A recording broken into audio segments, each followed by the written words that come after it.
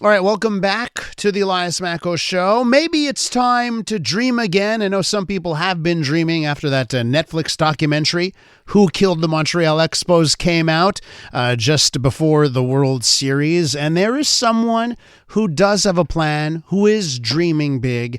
Ashkan Karbasfrooshan, maybe you know him because he's been on this show before. He's the founder of WatchMojo, one of the most impressive channels on YouTube. He's behind a new push to bring the Expos back to Montreal. Ash, welcome back to the show. Thank you very much for having me. Okay, there's dreaming big, and then there's this. This is a lofty goal. A lot of people have tried at this in recent history, and not all the success in the world. We still don't have the Expos back here. So why are you dreaming big on this?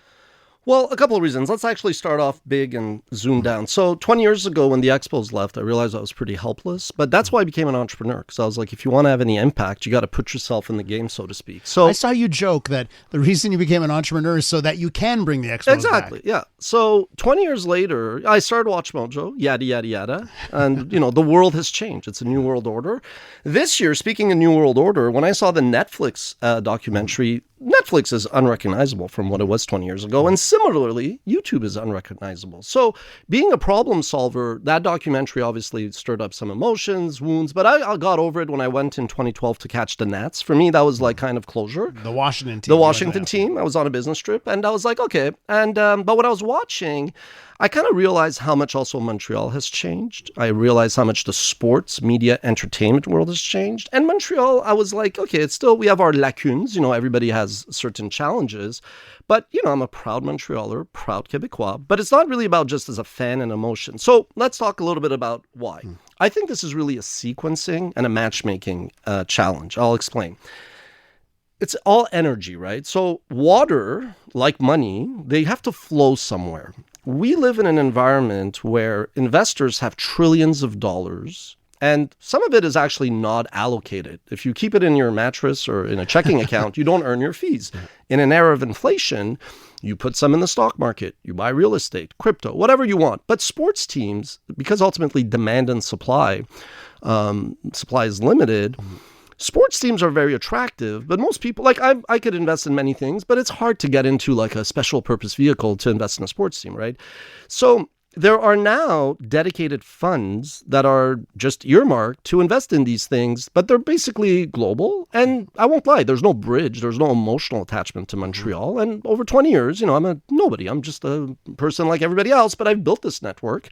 And so when people contact me, investors, media companies who realize they need more exposure on YouTube, they want to invest and they want to partner with us. And we're discussing those. We're in no rush. But I realize it's ironic. The paradox of money is it's easier to raise $1 billion than $1 million. And it's easier to raise $5 billion than $1 billion type of thing, because people who manage money earn fees when they place it. Mm-hmm. Okay. So I saw you post about your dream and I saw you comment about it. And one of the things you said talking about money is like, money's not the problem. And that was surprising to me because I'm saying to myself, wait a minute. No, money has to be the problem. Like you have to buy an expansion fee, billions of dollars. You have to build a stadium, billions of dollars. And I think you will need some local figurehead to lead the charge who's got deep pockets.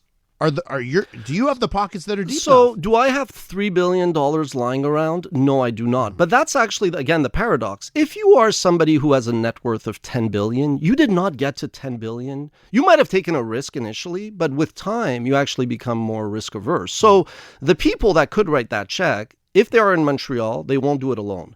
And I'm not naming names because I support everybody. I don't criticize because, what did you do? What did I do? Type of thing. Yeah. But so that is the bigger thing is WatchMojo as an asset is actually it's like a valuable chip here for one. Two, I do think you need just people with energy and stamina who operate between the improbable and the impossible. I've said this before. The only area that I'm not comfortable in is the real estate equation. And it just so happens, my brother-in-law, your paisano, he is like the Tom Brady of this racket in the city. I mean, he's a Greek. He's Greek. He's Greek. Yeah. And he's set up the offices of Google, Expedia, Ericsson. Like I actually Googled to see like how good is this? Yeah. The amount of work he's done puts him in like the top 1%. And even in like a New York or London, he'd be elite. So I've been waiting for people to talk me out. So when I brought this up to him, he was like, no, it's possible. And I was like, damn, I need somebody to talk me out. I came to you, and I want to actually commend you. The listeners don't know what a great human being Elias Makos is, because a lot of people say, how can I be helpful? But then they're not actually helpful. When we chatted, I said, am I crazy? Because I go, money's not an issue. You said, how can I help? I said, I think the next step for me is just to make sure I don't have a hero complex. Like, I'm a bit of a masochist. I like problem solving. I'm a proud Montrealer. I think there's a civic responsibility here. But you said, I can help. You shared the survey. The results were mind-blowing. I myself am I have to be conservative and a cynic sometimes, skeptical, not a cynic at all. But that actually pulled me in. So I'm still waiting for something like some voice, but the voice keeps telling me if you build it, they will come. Okay, so you come out with this blog posting on your website, Context is King, is Correct, that? Yeah, Context is King, that's your blog. And then you publish a survey as well. As you mentioned, I shared it. As I mentioned before, they have an Expos account on Twitter, which is quite popular. Share it there. You get responses.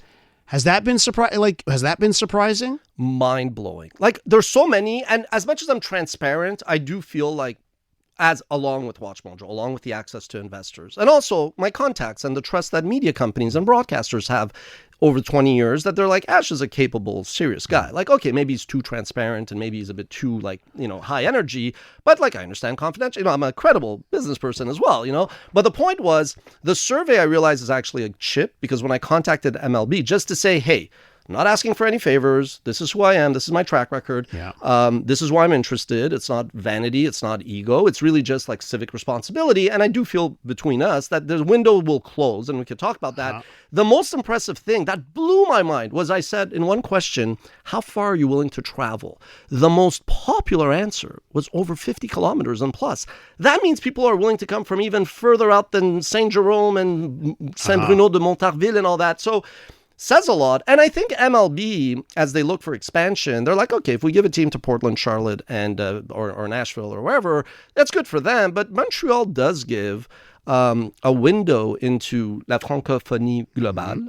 It also France, Switzerland. And again, WatchMojo, we have like 9 million subscribers in WatchMojo Espanol. So Mexico, if they want to put a team in Mexico City, that's also something. I know Montrealers may not care. I would love if they want to. If they don't need me, all good.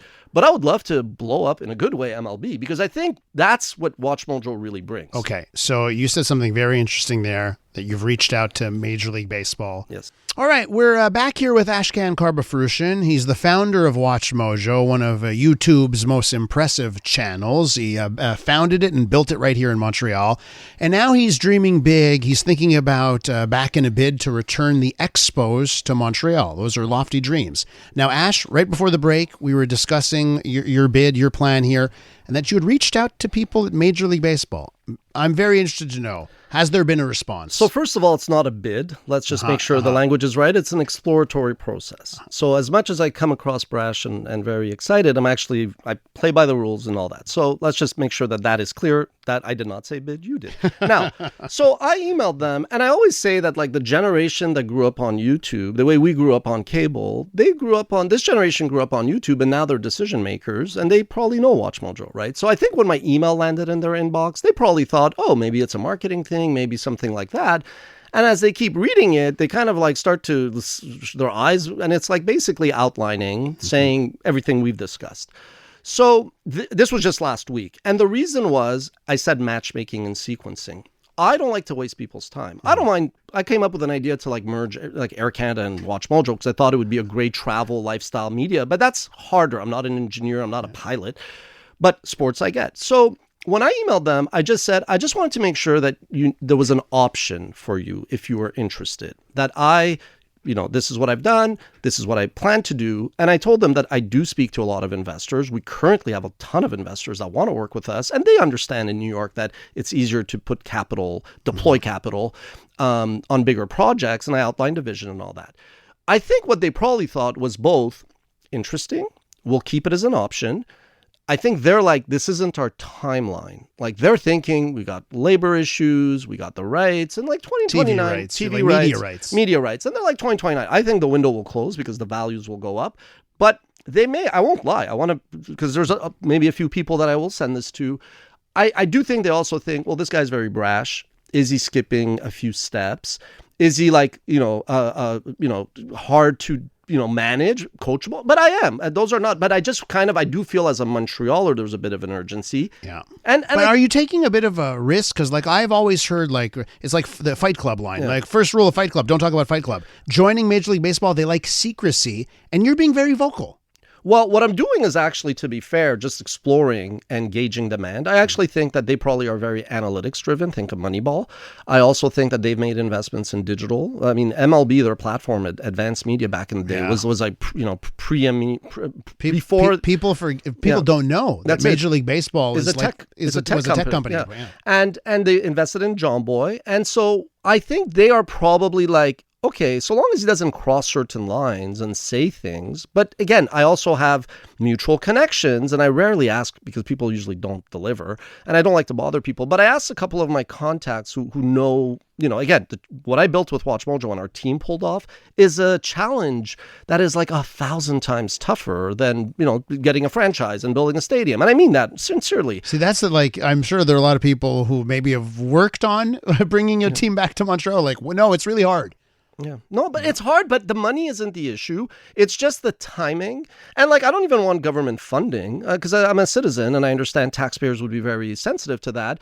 But I view it as 3 projects: the franchise, the stadium, and then the commercial area, which I actually think I'm more excited about, which is what you actually, again, giving you credit with the Battery in Atlanta. And I would love to build that part. For our listeners, just to know, what they've done in Atlanta, the baseball team there, is they built a whole community, basically, that's centered around the baseball stadium, but it's condos and retail and eating and everything in a new part of the city.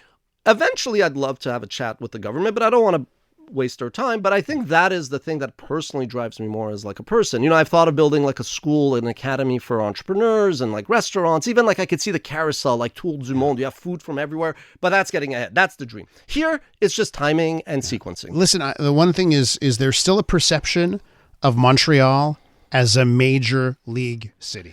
Well, if you mean Major League Baseball or Major League, figuratively, let's answer both, right? So I work with a lot of people, and when l'Office sur la langue française came knocking, I think they were shocked at how open I was, because I understand culture, language. Again, I came to Canada, but in a parallel world, I'd be a sovereigntist because language matters. Don't take that out of context. Yeah. I mean, I understand. I empathize. Je suis Québécois, je suis Montréalais, and I'm Canadian. But I think there is this perception, when I was doing that, they were surprised because I empathized, but I do think most people would be crazy to set up anything in Montreal unless they have to. But you have to take negatives and turn them into a positive. For Major League Baseball, Montreal, again, is second team in Canada. Also, I'll give Rogers a stake in WatchMojo if that's what it needs for them to lay off Quebec. I'm very, you gotta give to take. Yeah. So I think there is this perception, but they also understand, well, if this gives us a French product, plus WatchMojo gives us international, we have Asian channels, we have Arabic channels, we have South American channels. I think they're smart. They're obviously very smart. And I think seeing the NHL lap them in terms of valuations, they're considering it. I just want a response. I want a thumbs up and a timeline or no. And then I'm like, thank you. I will never bother you again. Ash, it's great to have you on here. And obviously a cause that's near and dear to my heart. I want a team back in Montreal for my son, who's 2 now. I want him to have a team by the time he's 10. Got to leave it there. Thanks so much for coming on. Ashkan Karbasfrooshan is the founder of WatchMojo. I'm Dylan Playfair. And I'm Tyler Smith. We're putting loneliness in the penalty box by talking to some of our favorite athletes about the importance of friendship. This is Bromance. Bromance is brought to you by Charm Diamond Centers, proudly Canadian-owned and operated. Charm has been part of your love stories and bromances for over 50 years. And you can find Bromance on the iHeartRadio network or wherever you get your podcasts.